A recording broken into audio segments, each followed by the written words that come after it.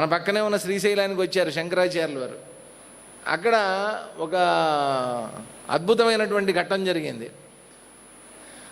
ఈయన హైందవ మత ప్రాప్తి చేస్తున్నారు. ఈయన చేస్తున్నటువంటి సమయంలో ఆ శ్రీశైలం అంతా కూడా అటవీ ప్రాంతం, ఇప్పటికీ అటవీ ప్రాంతమే, అది చాలా దట్టమైనటువంటి అడవి అదంతా. అక్కడ కాపాలికులు అనేవాళ్ళు అని ఉంటారనమాట. కాపాలికులు అంటే కపాలాలు ధరించి ఉంటారనమాట, వాళ్ళు పుర్రెలు ధరించి ఉంటారనమాట. వాళ్ళు ఏంటంటే ఈ పాదచారులు బాటసారులు వాళ్ళు ఉంటారు కదా, ఆ గుడికి వచ్చేవాళ్ళు, వెళ్ళేవాళ్ళు, యాత్రలు చేసేవాళ్ళు, అటువంటి వాళ్ళందరినీ దోపిడీలు చేసుకోవడం, అవసరమైతే చంపేయటం, ఇటువంటివన్నీ చేసి దోచుకుంటూ ఉండేవాళ్ళు అనమాట. వాళ్ళ జీవన విధానం అట్లా ఉండేదన్నమాట. వాళ్ళు కాపాలికులు అంటారు. వాళ్ళు ఏం చేశారంటే ఈయన హైందవ మతం వ్యాప్తి చేస్తున్నాడు అనేటువంటి ఉద్దేశంతో ఆయన ఎట్లాగన్నా మట్టు పెట్టాలి అని అనుకున్నారు. శంకరాచార్యుల వారిని మట్టు పెట్టాలనుకున్నారు. అనుకుని మొత్తానికి ఒక ప్లాన్ వేశారు. ప్లాన్ వేసి నేను నరికేయాలి అని చెప్పి ఆ పెద్ద ఆయన కాపాలికుడు ఎవరైతే ఉంటారో లీడర్, ఆయన పెద్ద కత్తి పట్టుకుని ఈయన శంకరాచార్యుల వారు నడుచుకుంటూ వెళ్తుంటే ఒంటరిగా పెద్ద కత్తి ఎత్తి చంపడానికి వచ్చాడు, మెడ నరికేయడానికి వచ్చాడు అనమాట. అదే సమయంలో ఇంతకుముందు మనం చెప్పుకున్నటువంటి పద్మపాదాచారులు అని చెప్పుకున్నామే, పాదాల కింద పద్మాలు వచ్చాయని సదానందుల వారు, ఆయన శ్రీశైలం గర్భగుడిలో శివుని ధ్యాన నిష్టలో ఉన్నాడట. ఆయన అలా ధ్యానంలో ఉన్నప్పుడు ఆయన ఒక్కసారి శివుడు మాయమైపోయాడు ఆయనలోంచి, ఆ ధ్యానంలోంచి. ఇక్కడ జరుగుతున్నటువంటి సంఘటన ఏదైతే ఉందో అది ఆయనకు కనిపించిందట. ఈ కాపాలికుడు కత్తి ఎత్తి శంకరాచార్యుల వారి మీదకి వెనక నుంచి దాడి చేయడానికి వెళ్తున్నాడట. వెళుతూ ఉంటే అప్పుడు వెంటనే ఆయన తేరుకుని అక్కడికక్కడే లక్ష్మీ నృసింహ స్తోత్రాన్ని పఠించారట. ఆయన కూర్చున్నది శివుడి ముందు, ప్రార్థించింది విష్ణుమూర్తిని. నృసింహస్వామిని ఎప్పుడైతే ప్రార్థించాడో వెంటనే ఎక్కడి నుంచి వచ్చిందో తెలీదు, ఒక పెద్ద సింహం వచ్చి శంకరాచార్యుల వారిని ఏం చేయలేదట, ఆ కాపాలికుడి మీద పడి ఆయన ముక్కల కింద చీల్చేసి వెళ్ళిపోయిందట. ముట్టుకోలేదు, మళ్ళీ తింటంగానే ఏం చేయలేదట, అది చంపేసి చెండాడేసిందట, మొత్తం ముక్కలు చేసేసి వెళ్ళిపోయిందట. ఆ తర్వాత ఎటు వెళ్ళిపోయిందో అది ఎవరో ఏంటో కూడా తెలియదు. అటువంటి శిష్యులు, అటువంటి జ్ఞాని, అటువంటి మహత్తు కలిగినటువంటి వారు శంకరాచార్యుల వారు. సో వారి చేత రచింపబడినటువంటి ఈ వివేక చూడమని గ్రంథాన్ని మనం ప్రారంభించాం. దీంట్లో మొన్న జరిగినటువంటి దాంట్లోనేమో ఈ మానవ జన్మ యొక్క విశిష్టత, మోక్షం యొక్క ఆవశ్యకతని మనం గమనించాం. నిన్న అధికారి లక్షణాలని చూసాం. అధికారి అంటే ఎవరు అంటే వేదాంతాధ్యయనం చేయడానికి అర్హత కలిగినటువంటి వాడు. ఏదైనా సరే ఒక సాధన కానీ ఒక యోగం కానీ ఆచరించాలి అని అనుకున్నటువంటి వాడికి ఉండవలసినటువంటి ప్రాథమిక లక్షణాలు ఏమేంటవి? నిత్యానిత్య వస్తు వివేకము, వైరాగ్యము, శమాధి షట్క సంపత్తి, ముముక్షుత్వము. 4 రకాలైనటువంటి లక్షణాలని నిన్న మనం చూసాం. దీంట్లో ఈ శమాధి షట్క సంపత్తి అనేటువంటిది ఇంకా పెద్దగా మనం చర్చించాల. ఎందుకంటే అవసరం వచ్చినప్పుడల్లా దాని గురించి మనం చర్చించుకుందాం. శమం అంటే ఏంటి, దమం అంటే ఏంటి, ఇవన్నీ కూడా ఒక్కొక్కటి మనకి పాయింట్స్ వస్తాయి తర్వాత వచ్చినప్పుడల్లా దాని గురించి డిస్కస్ చేద్దాం. మరి ఇన్ని లక్షణాలు ఉన్నటువంటి వాడు, ఇన్ని క్వాలిఫికేషన్స్ ఉన్నటువంటి వాడు, ఒక అధికారి అయినటువంటి వాడు, అర్హత కలిగినటువంటి వాడు, అర్హతలన్నీ ఉంటే విద్య వచ్చేస్తుందా? జ్ఞానం వచ్చేస్తుందా? నాకు అన్ని అర్హతలు ఉన్నాయండి, మరి నాకు జ్ఞానం కావాలి. జ్ఞానం కావాలి అంటే ఎక్కడికి వెళ్ళాలి? జ్ఞానం కావాలంటే ఎక్కడికి వెళ్ళాలి?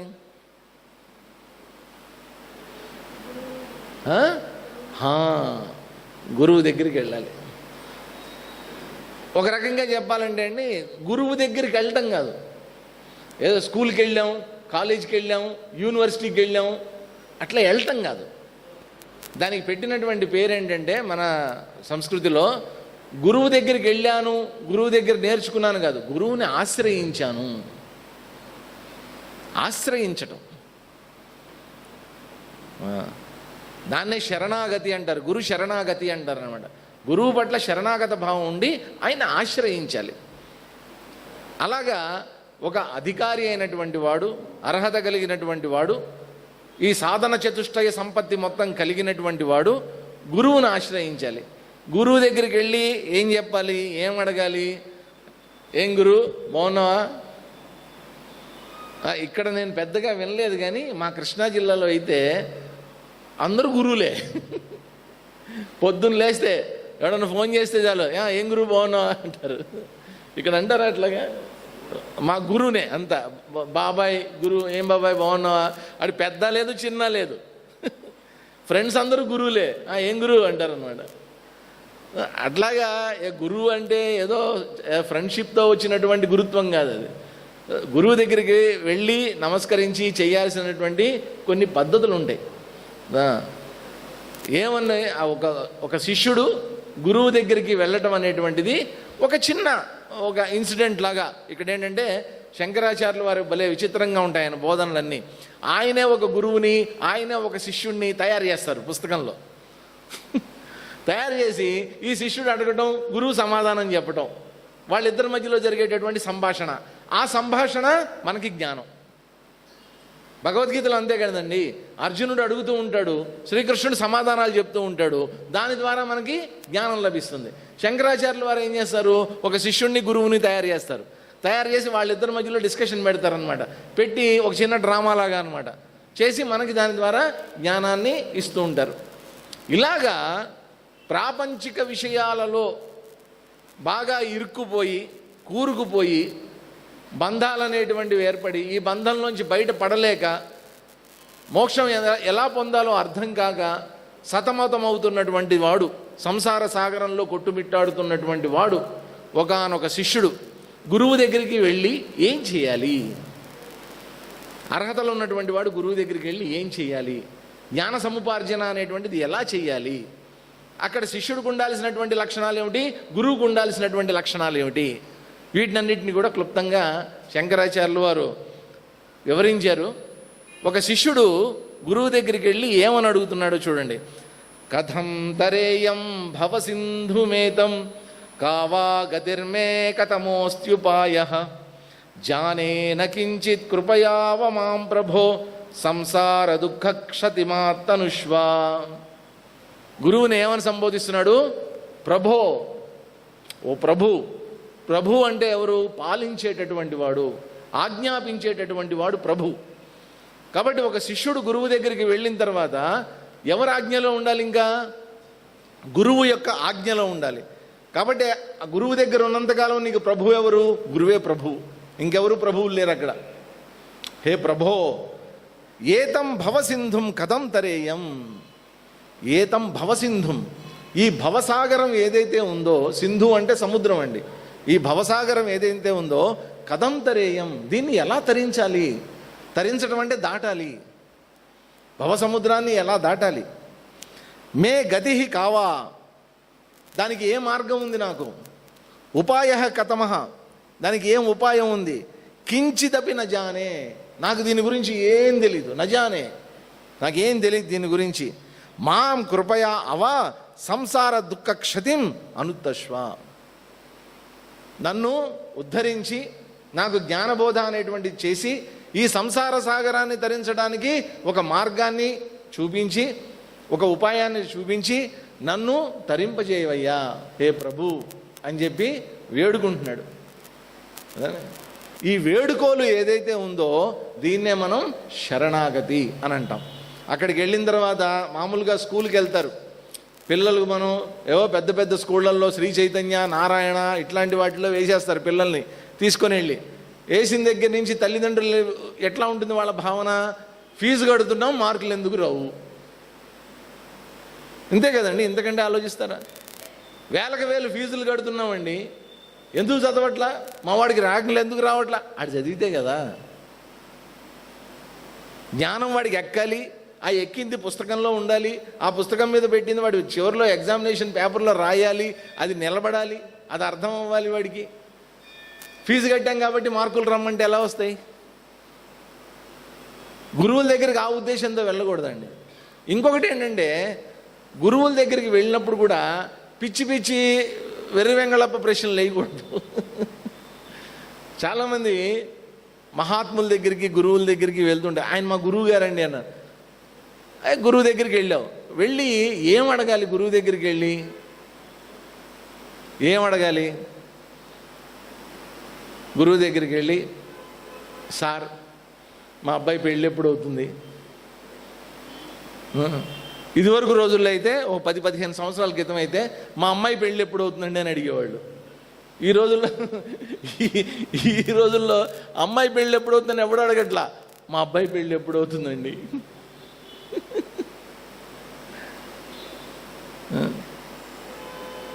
మా ఆయనకి ఎప్పుడు ప్రమోషన్ వస్తుందండి, మా వ్యాపారం ఎప్పుడు బాగుపడుతుందండి. ఇవి గురువుల దగ్గరికి వెళ్ళి అడిగే ప్రశ్నలు. మనం గురువులు కూడా ఏం చేస్తారు, దొరికావు కదా అంట.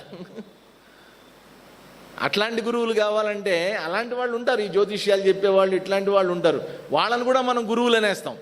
చాలా పెద్ద మహాత్ముడు అండి గురువు గారు, ఆయన చేయి పెడితేనండి అంత బాగుపడిపోతుందండి. వాళ్ళు గురువులు కాదు. వేదాంతానికి సంబంధించినటువంటి వారు అంతవరకు ఎవరైతే జ్ఞాన సంపూర్ణత కలిగి ఉన్నటువంటి వాడు ఎవరైతే ఉన్నారో అటువంటి వాడు మాత్రమే గురువు. జ్ఞానం ఉన్నటువంటి వాడు గురువు. ఏది కావాలంటే అది అని ఇచ్చేవాడు, అట్లాంటి వాళ్ళు గురువులు కాదండి. కాబట్టి గురువు దగ్గరికి వెళ్ళి ఏమని అడగాలి? తన యొక్క స్థితిని వర్ణించాలి. అయ్యా, నేను ఈ భవసముద్రంలో మునిగిపోతున్నా,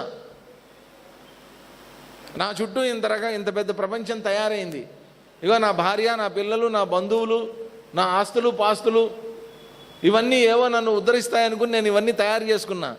చివరికి ఏమైపోయాను?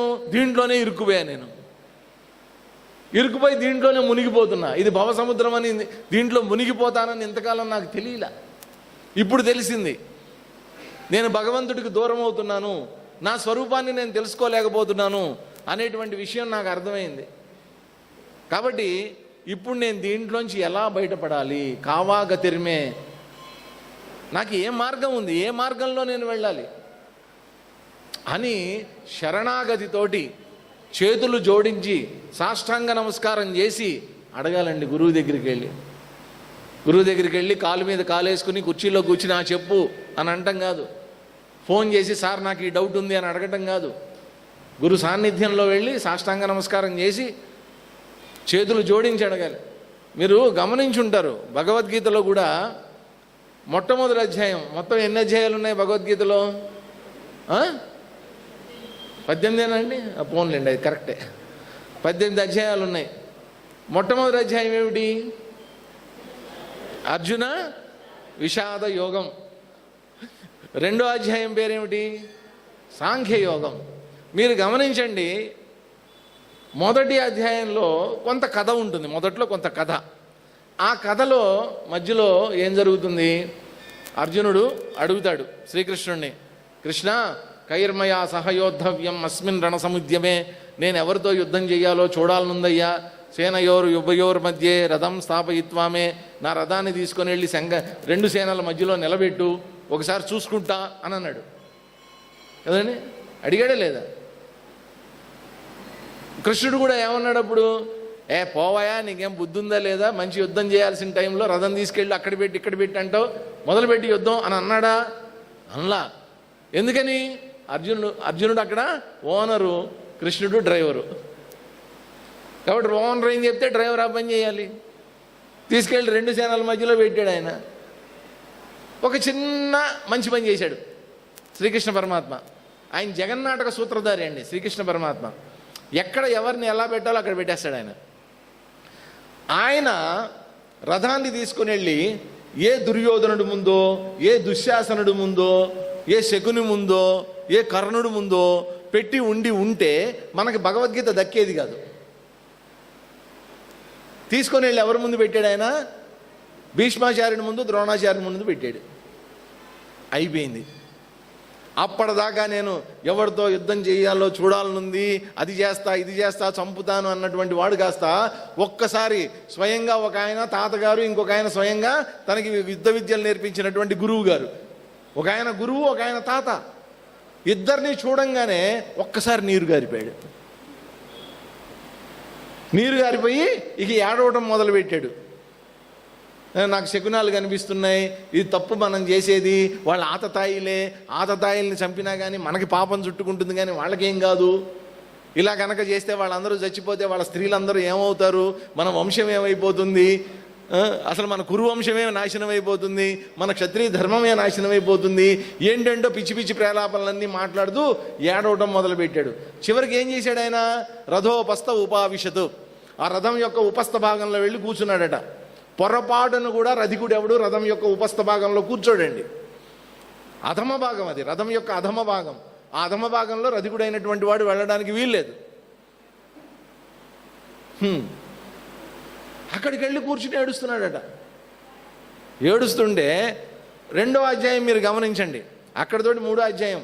ఈ 3 లోకాల్లో ఉండేటటువంటి ఛత్రాధిపత్యం, ఏకఛత్రాధిపత్యం ఇచ్చినప్పటికీ కూడా నేను యుద్ధం చెయ్యను, అపిత్రైలోక్య రాజ్యస్య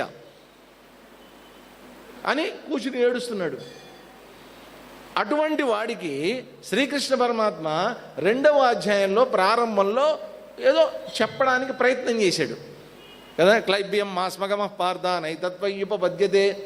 అరే ఓ పిచ్చోళ్ళలాగా సన్నాసిలాగా మాట్లాడద్దురా, నువ్వు చేతగానే చవటదద్దమ్మలాగా మాట్లాడకు, ఇట్లా ఇదంతా చూశారంటే పెద్దలు హర్షించరు, లేచి యుద్ధం చేయి అని చెప్పాడు. ఆహా, అర్జునుడు వినలా, మళ్ళీ ఏడవటం మొదలుపెట్టాడు. మళ్ళా ఏడుపే. అయ్యో వీళ్ళంతా గురువులు, వీళ్ళంతా నా తాతలు తండ్రులు, గురువుల్ని చంపి వాళ్ళ రక్తపు కూడుని తింటాడా ఎవడన్నా?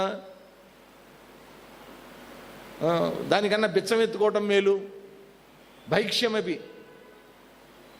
మనం అంటాం చూడండి, అరే బస్టాండ్లో బఠానీలు అమ్ముకోవటం మేలురా అంటాం మనం, మన కామన్ లాంగ్వేజ్లో. అట్లాగా ఈ యుద్ధం చేసి వీళ్ళందరినీ చంపడం కన్నా బిచ్చం ఎత్తుకుని బతకటం మేలే కృష్ణ, నాకు యుద్ధం చేయాలని లేదు అని చివరిలో మాత్రం ఒక మాట అంటాడండి. అక్కడ శ్రీకృష్ణుడు పడిపోయాడు. ఏమంటాడు? ధర్మం ఏది అధర్మం ఏది అనేటువంటి విచక్షణ నాకు ఇప్పుడు కోల్పోయా, నేను ధర్మాధర్మ విచక్షణ అనేటువంటిది కోల్పోయా. కాబట్టి నేనేం చేస్తున్నాను? శిష్యస్తేహం షాధిమాం త్వాం ప్రపన్నం. ఇప్పుడు నేను నీ శిష్యుణ్ణి, నేను నీ శిష్యుణ్ణి అని చెప్పడంలో అర్థం ఏంటి? నువ్వు నా గురువువి, నువ్వు నా గురువుగా ఉండు అని అడగలేదండి అర్జునుడు. నేను నీ శిష్యుణ్ణి అనేసాడు డైరెక్ట్గా. షాధిమాం త్వాం ప్రపన్నం, నన్ను రక్షించి కరుణించి కాపాడవయ్యా.